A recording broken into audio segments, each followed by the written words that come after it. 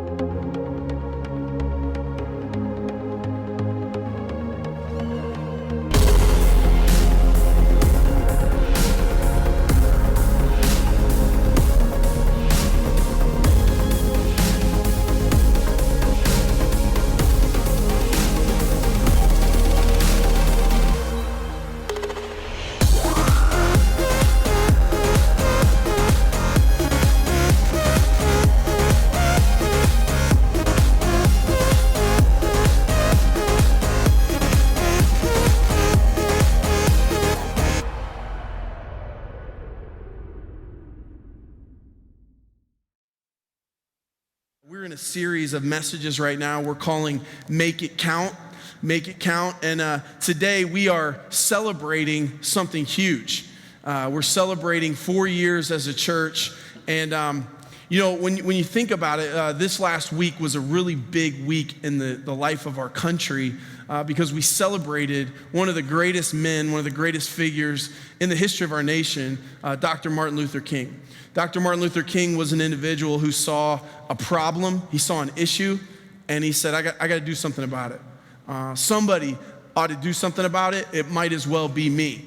And so he stepped up to the plate, and he was willing to put his reputation on the line. He was willing to endure criticism. He was willing to endure abuse. In fact, we know that ultimately he even gave his life for his cause. And it's a huge thing that he did, but it was worthwhile. I guarantee you, if he was living today, if he looked at his life in hindsight, he would do it all over again because of what he stood for. Here's one of my favorite quotes by Dr. Martin Luther King. He says, "True compassion is more than flinging a coin to a beggar. It comes to see that an edifice which produces beggars needs restructuring." Beautiful statement, huge statement, and really, it's kind of similar to what Jesus did. Jesus looked down, saw a major issue, and the issue was sin. And sin leads to death. Jesus said, I got to do something about it. Somebody better do something. It might as well be me. Jesus came to earth and ignited a movement. So as a church, okay, what we do here, One Church, what we're about, is not about just coming up with another social opportunity. We're not just trying to gather people one more time. It's not a competition with other gatherings. We are wanting to do church in the purest sense of the word and what Jesus intended for his people to do. Church is not a building. It's not a logo. It's not a location. It's not an event. It's people. It's people, the people of God, doing what he's called us to do. And so here's what we say as a church. And when we launched this thing from the very beginning, our mission is to ignite a movement to reach a disconnected culture. Every word in this matters. Igniting it's a word picture of something that spreads. What we do here should spread. If God's really working in your life here, he's talking to you about you, he's transforming you, that should affect the way you do business. That should affect the way you do relationships. It should affect everything. So it should ignite, it should spread. a movement. A movement. We chose movement instead of church because a movement is something that's on the go. It's moving. It's not an institution. It's not a monument. It's a movement. To reach, another word picture, reaching. We should always be reaching out. We are an ever-expanding group of believers. We want to reach new people. We want new people to feel welcome. If you're here, I don't just want you to feel welcome, you are welcome. We want you here to continue to add to this body, to reach a disconnected culture. Disconnected could be somebody who is spiritually dead, spiritually cold, spiritually stale, or it could even be someone who maybe has a relationship with God, but is disconnected from people. So we want to always be growing as a body, of growing in depth and breadth. Like we want to reach more, but we also want to be going deep in our relationships with one another and our relationship with God, helping people to get connection. We've been wired for connection. We talked about that last week. This week, I want to, as we celebrate our birthday, I want to real quick share a few thoughts. I'll never forget, 4 years ago, we launched the church January 23rd of 2011. Sometimes when people talk about starting new churches, they use a term called church planting, and I don't like that term because a plant is something you don't have much emotional connection to. Right? So you got some herbs in your garden or whatever, you've got like a fern, okay? And you might like the fern, but if the fern dies, you're not gonna have a funeral. You're not gonna you haven't probably named your fern. Okay, if you have, come talk to me after service, we'll pray for you. You don't have a deep connection to your plants and your ficus or whatever, but when it comes to your children, okay, your kids, if you have kids, deep emotional connection. I prefer the term church parenting. Because all of the emotions and the connection that I have to my children, I found very similar to how I feel and am connected to the church. Okay, let me give you an example. My children, if you're a parent here, you'll probably get what I'm saying. As a parent, sometimes you are super insecure. You're like, am I even doing a good job at all? You're like, I'm the worst parent on the planet. And then other times you're almost a little cocky, like, these other people don't have a clue. You see a bad parent, you're even slightly judgmental, like, man, they could learn something from me here, okay? I had to write a book that they could read so they could parent their kid better. Like, you kind of teeter on the verge sometimes of feeling like, man, I am lousy parent, and sometimes feeling like you're an all-star parent. Your children have a way sometimes of doing something so great, and it causes this, you're just beaming with pride. You're like, oh, I'm doing something right. That's me coming out there. And then there's other times your kids are doing something and you're just like, you want to literally give them up for adoption. You think you've thought about it. Don't act like you haven't. Don't judge me. Don't you dare judge me. All right, you've thought about it. Now here's the thing: when you're parenting your kids, you feel like you're doing a good job. Then there's some all-star parent that just makes you feel like you're not any good. You know what I'm saying? Like you're doing things and you look up and there's somebody else who's, using organic hairbrushes, and you're just like, man, I'm lousy. You see them, they've got, grass-fed bicycles and, you're just like, man, I can never get on that level. You round the family up, you get everybody bundled up and loaded up and you go to the zoo for a great day and you get a bunch of pictures. And then you come back, you check Instagram and your friend took their kids to the French Riviera. You know what I'm saying? They're all on this gondola, being, paddled by a guy with a thin mustache and you totally want to hashtag superficial. But you're way too classy for that, so you would never do that. But you're going, oh man, you think you're doing good, man. My kid's so smart, and then their kid speaks 3 languages in kindergarten. They're just further ahead. It's like their kid potty trained themselves. They're sleeping through the night first week. Just whatever. So there are times you feel great, times you don't. I got to tell you, in this journey of church parenting, there's been this times that I'm thinking, man, we're doing pretty good, man. We're pretty awesome. And then times I'm like, man, something's not right. I kind of watch the kids, I kind of watch I'll watch my own kids, and my wife and I every day are talking like, man, is everything okay there? Man, I noticed that. Is that good? Is it too slow there? Do we need to have help? Do we need to reach out? And it's been like that with the church. I'm just kind of always watching like, man, are we developing quickly enough? Where do we need to put more energy? Where do we need to put more focus? What's broken that we need to fix? And it's all in love for the family. And this is the thing. Any good parent knows this. Your child has their deficiencies. Your child has their things that they're great at, their eccentricities, all those things. But at the end of the day, it's your child, unconditional love. You're like, I wouldn't trade my child for anything. Let me tell you something. I would not trade what I get to do, what you've given me the privilege to do of being the pastor of this church. I wouldn't trade it for anything.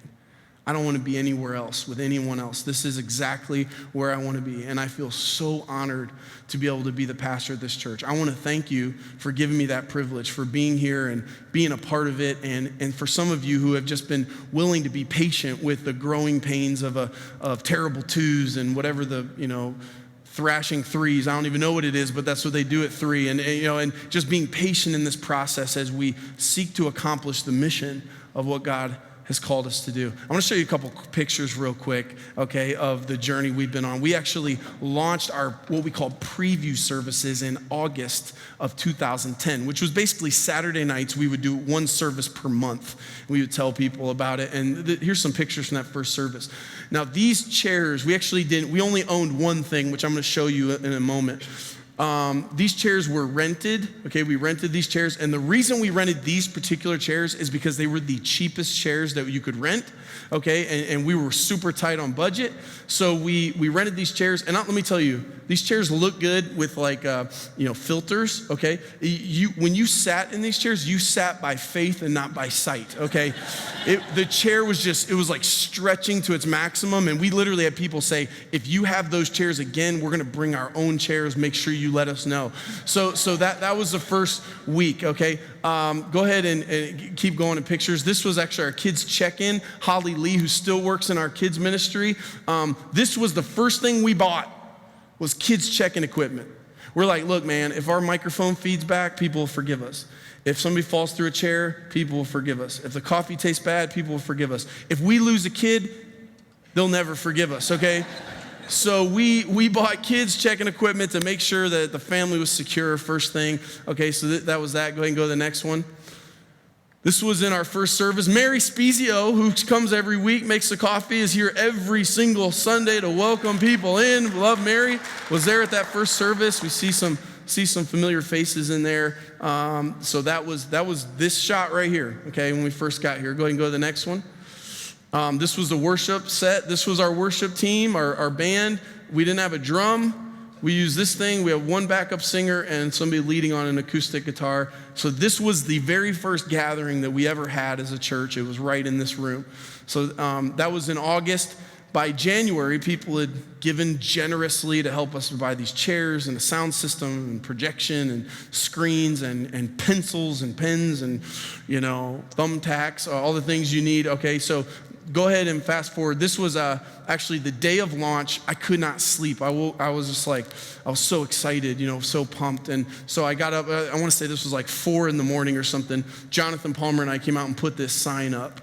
Okay, and so this shot was like 4 a.m. And then I remember my dad was like, he's like, Greg, he's like, you have any idea how many people are going to come? I said, how many people are going to come? No, I have no idea. I just hope Shaylin comes. I hope my wife comes.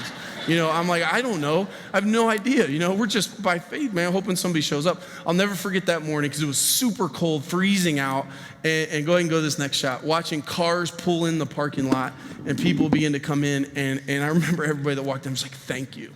Thank you for coming. Like, I was so grateful that anybody came. And we just had a powerful morning. It was amazing. Go ahead and go to the next slide. This was in our kids ministry, kids coming in.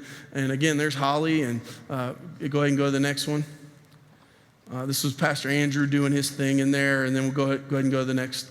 This was a shot of the service. And I remember standing here, and actually, maybe, I don't know if anybody here was there, a few might have been. I was like, I was bawling, man. I was actually like sitting right there with my parents, who I saw faithfully serve God for years and years and years. And I saw my dad tearing up, and he's crying like, man, I can't believe, my son's like not an idiot. That was, what I'm saying? It was like, I don't even care if he succeeds. I'm just glad he's not in jail. That was kind of how he was looking at me. And I just remember looking at my wife and seeing she was sitting over here of just the sacrifices she made. Most of you don't know this. My wife, we were, just to make ends meet that first year, I worked 3 jobs.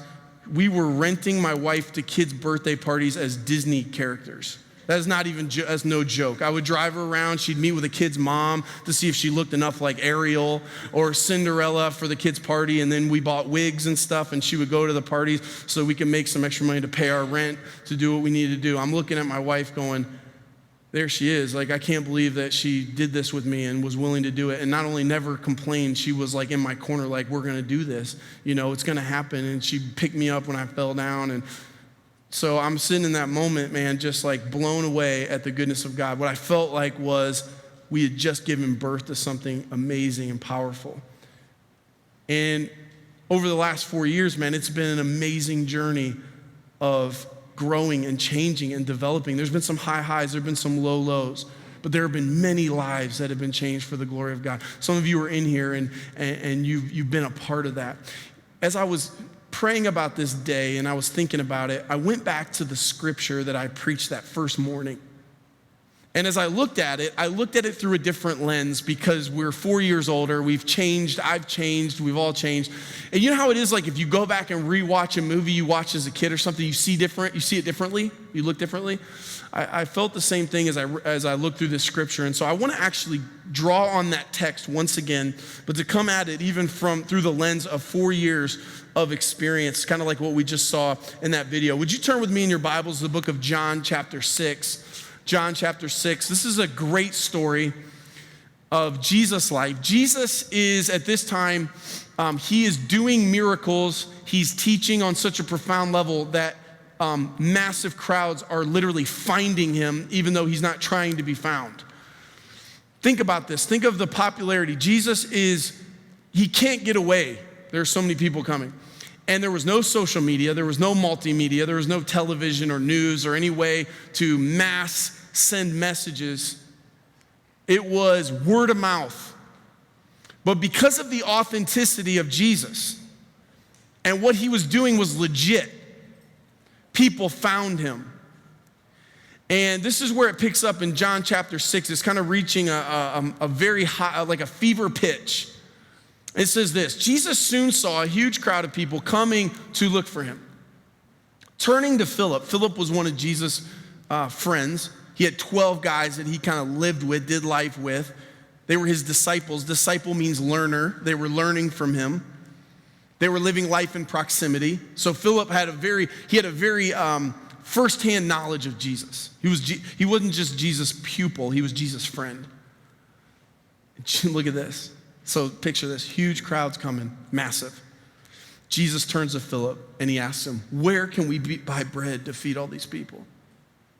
Verse 6, he was testing Philip, for he already knew what he was gonna do. I love it. Jesus sees this massive crowd and he acts like he doesn't know what to do. I love that it says he already knew what he was going to do. And you know, at some point, I mean, how would John have known that Jesus knew this? At some point, they're talking afterwards and they're like, what were you thinking, Jesus, when you saw that crowd? Jesus like, I already knew what I was going to do, man. I was just messing with Philip. But Jesus is standing there. He's standing next to Philip. This huge crowd's coming. Jesus looks over at Philip. He's like, oh, man. What do you think we ought to do? Now, have you ever been around like the person that should know what to do and they don't know what to do? And it makes you that much, like you're already scared, but then you're cool because the guy that you're with has been turning water into wine. Okay, he's been like walking on water and stuff. And then the huge crowd comes and Jesus looks at him. He's like, what should we do? And the Bible says he did this to test Philip. Now, I don't know about you, but I've never liked tests, ever. I don't like tests I can prepare for. I don't care if they tell me two weeks in advance. Unless you give me the answers to the test, I don't like tests. I hate tests. I especially hate what Philip gets here, which is what's called a pop quiz, okay? You remember showing up to school and the teacher saying, put away your books and take out a pen or piece of paper. You're like, no, you cannot do this to me. You can't do this to me. Yeah, take out the pen, piece of paper. Pop quiz today. Philip didn't have time to prepare for this. Jesus didn't say, hey, by the way, man, in 2 weeks, we're gonna have 5,000 people. I'm gonna need you to figure out the logistics of how we're gonna feed all these people. Here's the crowd. Jesus looks over. What are we gonna do? Philip, in the moment, has to make a decision. The reason we don't like tests, the reason I don't like tests, is because it brings with it the proposition, the potential of failing. I don't like to fail. And when there's a test, I might fail.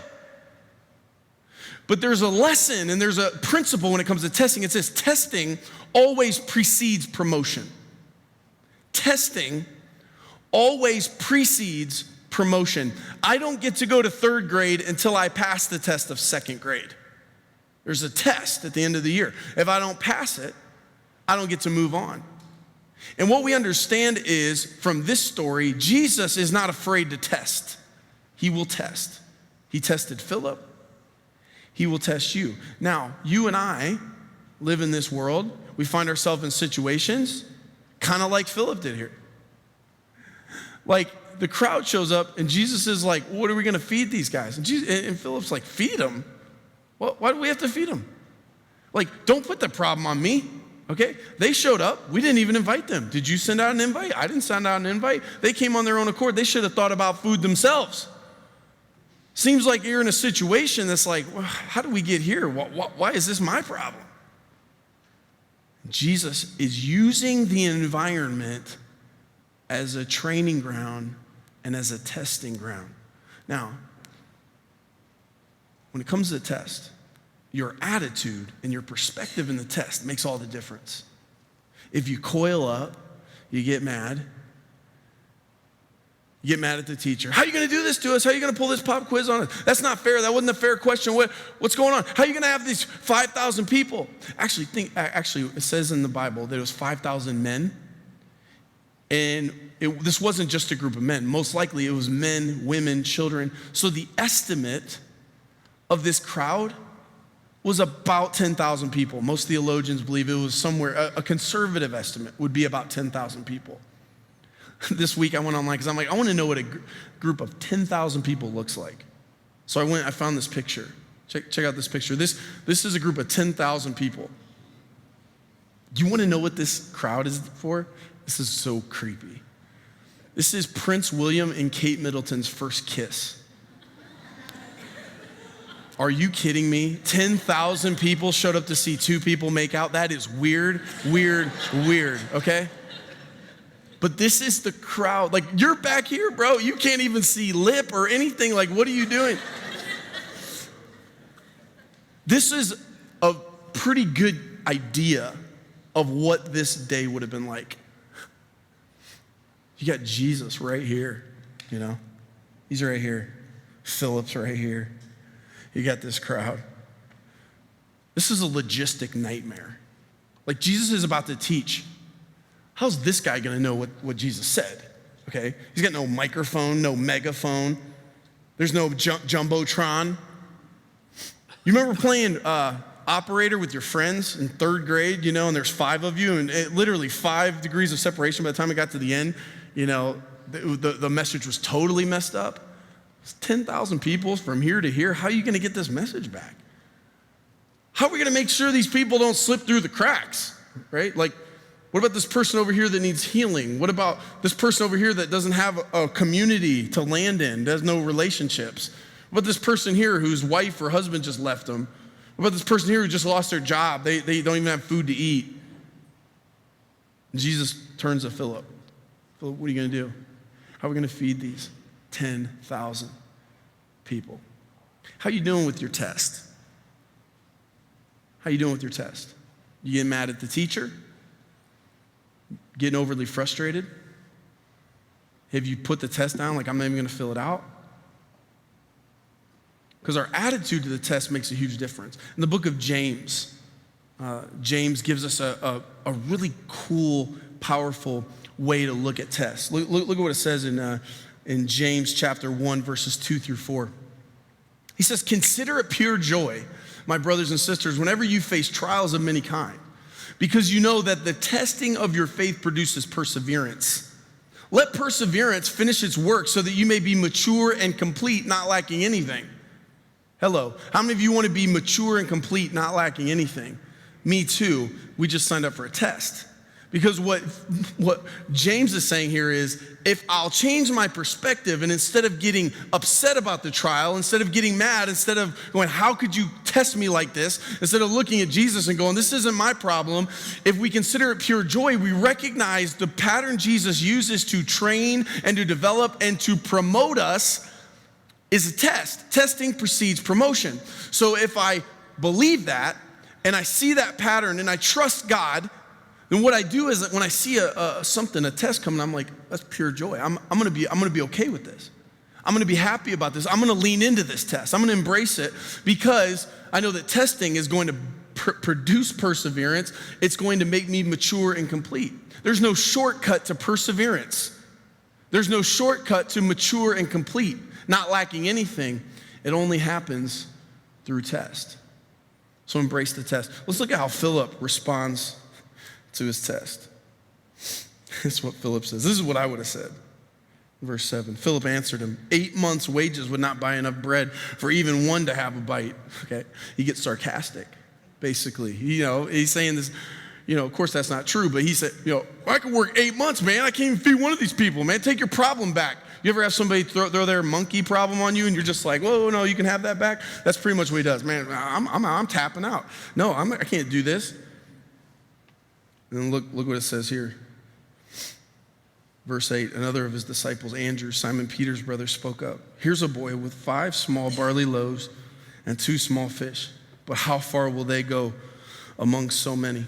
Isn't it interesting that Andrew and Philip were 2 of Jesus' closest friends? They were grown-ups. They had served where Jesus served. They had lived where Jesus lived, ate where Jesus ate, been in close proximity. But it was a small boy that passed the test. It's a small boy. He looks at this crowd of 10,000. He was the one responsible kid in the bunch, or at least he had a responsible mom. It's like, you're going to get hungry. Nobody else thought about that. This kid or his mom thought about it. Here's 5 loaves, 2 fish. This should tie you over. And think about this boy. This boy's got the opportunity now. I'm looking around. This need's too big. It's too big. Wow. Well, I think I'll just eat my fish sandwich. But he passes the test in a very simple act of faith. He realizes, I don't know if Jesus can feed the whole thing, but I'm pretty sure my loaves and fish are better in Jesus' hand than in my hand. That's what you got to know. Jesus never asks you to feed 5,000. He just asks you to give him what's in your hand. Don't get overwhelmed at the massive task in front of you, the huge need. If I can identify with anybody in this story, it's this kid. I feel so many times inadequate for the task ahead. I feel like I look at a crowd of 10,000 or many, many more with deep spiritual needs, people who are in darkness. It's overwhelming. Some of us live in pockets of this community that are especially hard to reach because they don't need us, but they do. They don't need us, they need the gospel, but they're closed off. They've compartmentalized it, they've assumed it's something that it's not. I look at the project and the challenge and the vision of igniting a movement, planting 100 churches, and making a huge dent in the city, and I look and I'm like, I don't know what I'm doing. I don't even feel spiritual half the time, Like, Lord, all I've got is 5 loaves and 2 fish. That's all I got. The moment that I look at the crowd of 5,000, the crowd of 10,000, I start going, man, I got to feed them, is the moment that I start making decisions like I'm going to eat my own loaves and fish. I'm going to keep it to myself. Jesus never asks you to feed the 5,000. The dream that he's given you, the task that is before you, is not yours to accomplish. It's simply your job to take what's in your hand and to give it to Jesus and to trust that he can do much more with it than you can. I don't know what your test looks like. I don't know where you may be working toward a degree and you're like, I don't know if I'm smart enough to actually complete these tests. I don't think I'm smart enough to get this degree. This is over my head. It seems to be coming easier to other people than it does to me. Don't worry about that. Give God what's in your hand. You may be trying to parent these kids, man. I'm trying to parent these kids and I don't even have a good parent. I don't know what I'm doing. I don't know if I'm good at this, bad at this, what. I don't know. I'm just surviving. Feeling overwhelmed and alone. It's not your job to feed the 5,000. Just give him what's in your hand. You may have dreams that you don't have the money to back up. You don't have the education to back up. You don't have the resume to back up. But we serve a God that does not have a hard time living up to his promises. We serve a God that's not freaked out by bad economies, that's not freaked out by long odds, that's not freaked out by brief resumes. We serve a God that takes 5 loaves and 2 fish and feeds 5,000 plus leftovers. Now look at this story. Look what happens here. They take this little kid. I just picture a man with cowlick sticking up, walks up to Jesus. Whatever you want to do with this. Go ahead and go to the next thing. Jesus says, have these people sit down. There were plenty of grass in the place, and the men sat down, about 5,000 of them. Jesus then took the loaves, gave thanks, and distributed to those who were seated as much as they wanted. He did the same with the fish, and they all had enough to eat. He said to his disciples, gather the pieces that are left over, let nothing be wasted. The miraculous hand of God. Listen. Standing before God with empty hands is a great place to be. It can be overwhelming. We tend to want to dream inside of a box of things that we think we can accomplish. But if you're big enough to accomplish your dream, then your dream's too small for God. Standing before a gigantic need, a gigantic opportunity, with empty hands, just simply giving him what you have is the place to be. This series, we're focusing around the thought, make it count. And I would say to you today, when it comes to making your life count for God, if your life is symbolized and wrapped into this whole idea of loaves and fish, you've got to play here. You've got your 5 loaves, you've got your 2 fish, and you got a little bit of control of this. What am I going to do with it? What am I going to do with my money? Am I going to be generous? Am I going to be a good steward, or am I going to be a miser and hold on to everything? What am I going to do with my business? Am I going to make my business my identity? Am I going to look to my business for fulfillment and looking for the strokes I need to make me feel like I'm valuable and important in the world, or am I going to live my life for the purposes of God? Am I going to stand on the truth of God, walk by faith and not by sight? Get out of my comfort zone, let God stretch me to the capacity he wants to? Or am I going to play it safe? What am I going to do with these loaves? Am I going to give it to God? I give it to God, I don't know what he's going to do. He might just give it away to somebody else. I sit and watch them eat and I go hungry. Or he might turn it into food for 10,000 people, plus leftovers. This boy, this little simple faith, it's like, I don't even care. Give it to somebody else. I'm sure this kid had no idea Jesus was going to multiply it like that. But he knew whatever Jesus did was going to be better than what he could do. I say, here you go. So we talk about making it count. We talk about taking our time, our energy, our money, our focus, our life experience, our skill sets, our relationships, and we give them to him. Open-handed. Lord, whatever you want to do. Test me. Help me to pass the test. And Lord, I'm going to live my life empty-handed before you in childlike faith.